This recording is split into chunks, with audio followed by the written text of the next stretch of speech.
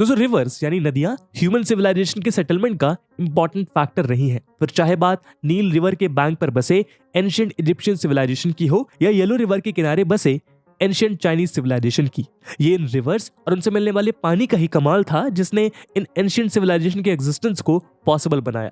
अगर हम इंडिया के कॉन्टेक्स्ट में देखें तो हमारे यहाँ मौजूद रिवर्स और यहाँ बसे ह्यूमंस का रिश्ता और भी ज्यादा गहरा है। ऐसा इसीलिए क्योंकि हमारे देश में मौजूद रिवर्स को सिर्फ उनके नेचुरल वैल्यूज के लिए प्रीशियस नहीं बल्कि रिलीजियस वैल्यू के लिए भी पूजनीय समझा जाता है। यही कारण है कि आज हमारे यहाँ मौजूद अधिकतर नदियों का नाम किसी देवी यानी गॉडेस के नाम पे रखा गया है।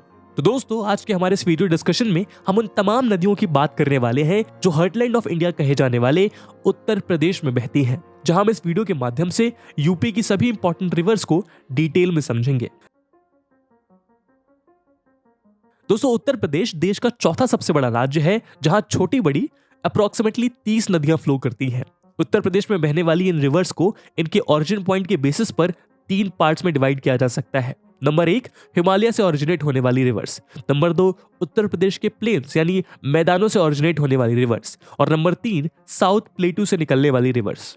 हिमालय से निकलने वाली रिवर्स में गंगा, यमुना, काली, रामगंगा, घाघरा और गंडकी जैसी प्रमुख नदियां शामिल हैं। क्योंकि ये नदियां हिमालय से निकलती हैं इस वजह से इनमें सालों भर पानी मौजूद रहता है। प्लेन्स यानी मैदानी इलाकों से ओरिजिनेट होने वाली रिवर्स में गोमती, वरुणा, पांडु जैसे रिवर्स शामिल हैं। क्योंकि नदियों का उद्गम स्थल यानी ओरिजिन पॉइंट प्लेन से होता है, इसलिए समर सीजन के दौरान इन रिवर्स में पानी की मात्रा काफी कम हो जाती है। साउथ प्लेटू से ओरिजिनेट होने वाली रिवर्स में चंबल, बेतवा, केन, सोन, टोन्स, कन्हार, रिहंद शामिल हैं। प्लेन से बहने वाली रिवर्स की ही तरह इन नदियों में भी समर सीजन्स के दौरान पानी की कमी हो जाती है और यहाँ तक कि इनमें से कई रिवर्स तो समर में पूरी तरह से सूख भी जाती हैं। तो दोस्तों आइए अब इस वीडियो के माध्यम से हम उत्तर प्रदेश की मेजर और मोस्ट इंपॉर्टेंट रिवर्स को डिस्कस करेंगे। दोस्तों गंगा उत्तर प्रदेश की सबसे बड़ी और प्रमुख नदी है। अगर हम गंगा के ओरिजिन की बात करें तो इंडिया की सबसे पवित्र रिवर कंसीडर की जाने वाली गंगा का ओरिजिन उत्तराखंड के गंगोत्री ग्लेशियर से भागीरथी के रूप में होता है। वहीं अपने सफर का अंत इंडिया और बांग्लादेश से होते हुए बे ऑफ बंगाल में जाकर करती है। अगर गंगा की सारी ट्रिब्यूटरीज की बात करें तो इसमें यमुना, कोसी, घाघरा, गंडकी और गोमती जैसी अनेक नदियों के नाम शामिल हैं। इनमें से यमुना, सोन, पुनपुन, फाल्गु, अजोय, क्यूल, चंदन, रूपनारायण, तामसा, कर्मनासा और दामोदर गंगा की राइट बैंक ट्रिब्यूटरीज हैं। वहीं गोमती, घाघरा, गंडकी, रामगंगा और कोसी गंगा की मेजर लेफ्ट बैंक ट्रिब्यूटरीज के नाम हैं। गंगा की टोटल लेंथ 2525 किलोमीटर है, जबकि ये रिवर उत्तर प्रदेश में 1140 किलोमीटर की डिस्टेंस को कवर करती है।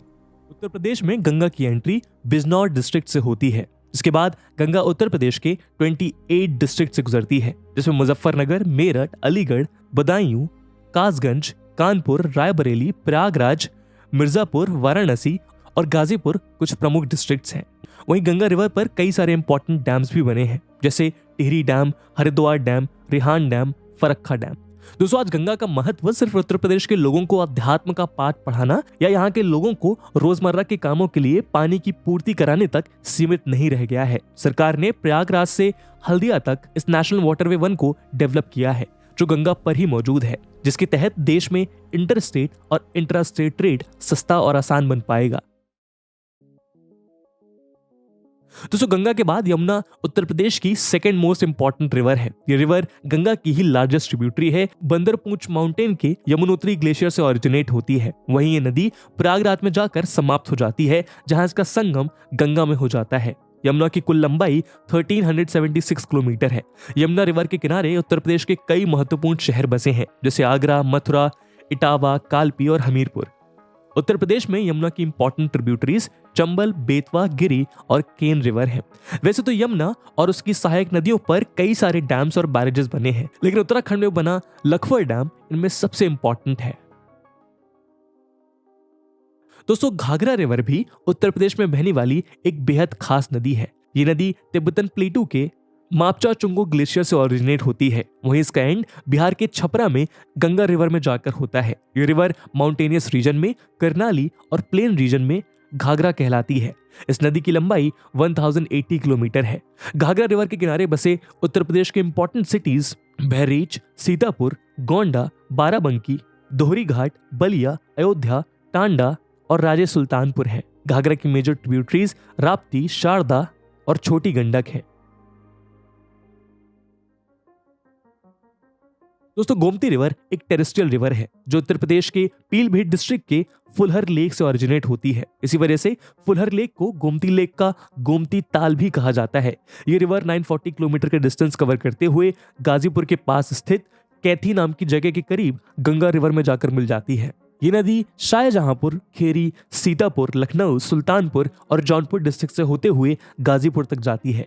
गोमती रिवर की इंपॉर्टेंट ट्रिब्यूटरीज सई और खटीना जैसी नदियां हैं।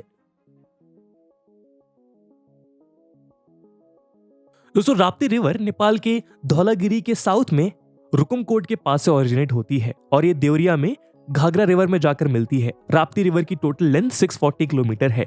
राप्ती रिवर बहराइच, श्रावस्ती, बस्ती, गोंडा, सिद्धार्थनगर, संत कबीर नगर और गोरखपुर होते हुए देवरिया में जाकर समाप्त होती है। रोहिणी नदी इसकी सबसे मेन ट्रिब्यूटरी है जो गोरखपुर में राप्ती से मिलती है।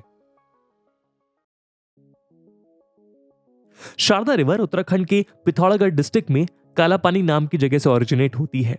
जब ये कालापानी से निकलती है तो इसे काली रिवर के नाम से जाना जाता है। इसके बाद टनकपुर से इसे शारदा के नाम से जाना जाता है। उत्तराखंड के बाद उत्तर प्रदेश में ये पीलीभीत डिस्ट्रिक्ट से एंटर करती है और नेपाल पीलीभीत के बीच बॉर्डर लाइन को डिटरमाइन करती है। शारदा रिवर सीतापुर के पास घाघरा रिवर से मिल जाती है।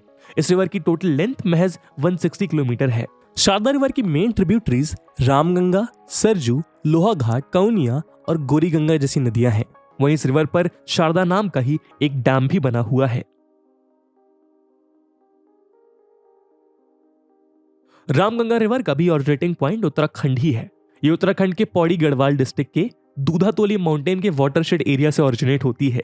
वहीं उत्तर प्रदेश के कन्नौज डिस्ट्रिक्ट में जाकर गंगा रिवर में मिल जाती है। इस दौरान ये टोटल 596 किलोमीटर का डिस्टेंस कवर करती है। उत्तर प्रदेश में ये बिजनौर डिस्ट्रिक्ट में कालागढ़ फोर्ट के पास प्लेन्स में एंटर करती है। बिजनौर के बाद ये मुरादाबाद, बरेली, बदायूं, फर्रुखाबाद, शाहजहांपुर और हरदोई डिस्ट्रिक्ट से होते हुए कन्नौज में गंगा रिवर में जाकर मिलती है। रामगंगा रिवर की मेन ट्रिब्यूटरी खोह रिवर है। वहीं इस रिवर पर कालागढ़ डैम भी बना हुआ है।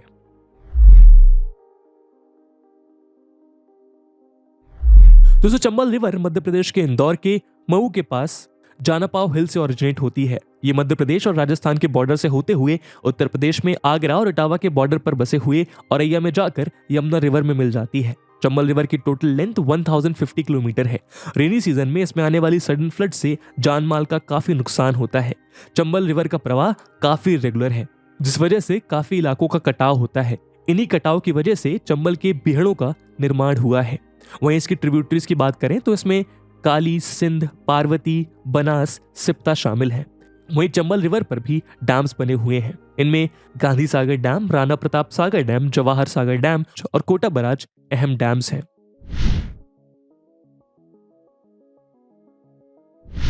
चंबल की तरह बेतवा रिवर भी मध्य प्रदेश से ओरिजिनेट होती है। भोपाल के पास कुमरा विलेज या फिर कहें विंध्या रेंज से इसका ओरिजिनेशन होता है। उत्तर प्रदेश में ललितपुर, झांसी और जलौन होते हुए हमीरपुर में यमुना रिवर से मिलती है। बेतवा रिवर की टोटल लेंथ 480 किलोमीटर है। इसे चेतवती के नाम से भी जाना जाता है। बेतवा की ट्रिब्यूटरीज बिना और धसान रिवर है। वहीं बेतवा रिवर पर माता टीला डैम और राजघाट डैम भी बने हुए हैं।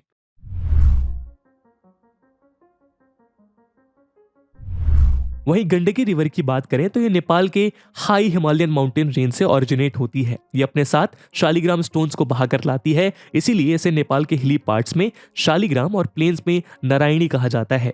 गंडकी रिवर उत्तर प्रदेश के कुशीनगर और महाराजगंज डिस्ट्रिक्ट में बहती है और ये आगे बिहार में एंटर कर जाती है। बिहार में ये पटना के पास गंगा में जाकर मिलती है। इंडिया में गंडकी रिवर की टोटल लेंथ 425 किलोमीटर है। काली गंडकी और त्रिशूली रिवर गंडकी रिवर की ट्रिब्यूटरीज हैं। वहीं गंडकी रिवर पर त्रिवेणी के पास एक डैम भी बना हुआ है।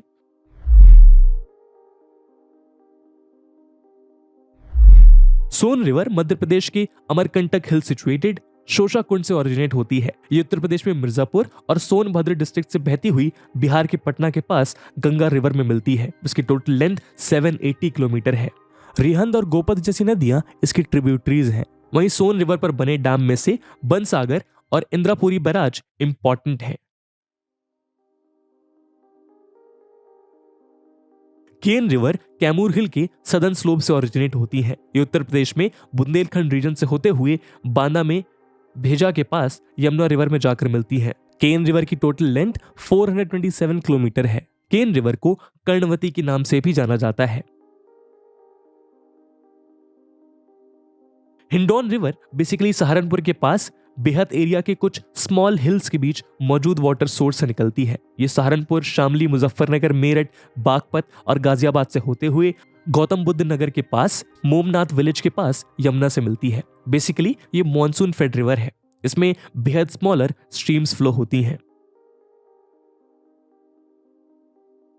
काली सिंध रिवर राजस्थान के टोंक डिस्ट्रिक्ट से ओरिजिनेट होती है और ये उत्तर प्रदेश के जालौन डिस्ट्रिक्ट में जाकर यमुना से मिलती है। वैसे तो इस रिवर की टोटल लेंथ 416 किलोमीटर है, लेकिन इसका बहुत छोटा सा हिस्सा उत्तर प्रदेश में बहता है।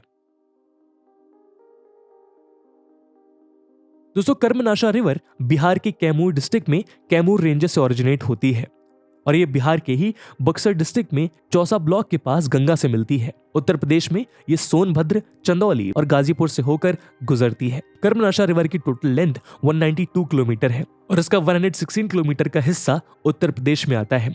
वैसे आपको बता दें कि इंडिया में सभी reverse religious point of view से काफी इंपॉर्टेंट मानी जाती है, लेकिन कर्मनाशा को शापित माना जाता है। ऐसी मान्यता है इस नदी का पानी छूने से बने बनाए काम बिगड़ जाते हैं। तो दोस्तों, ये थी उत्तर प्रदेश की कुछ मेजर और इंपॉर्टेंट रिवर्स। आप कमेंट करके जरूर बताइएगा कि अगले वीडियो में हम आपको किस राज्य के नदियों के सफर पे ले चलें। पर आज की वीडियो के लिए इतना ही एंड आई होप आपको वीडियो पसंद आई होगी, और अगर पसंद आई है तो अपने दोस्तों के साथ साझा करना मत भूलिएगा। हम मिलते हैं अगले वीडियो में, तब तक के लिए जय हिंद, जय भारत।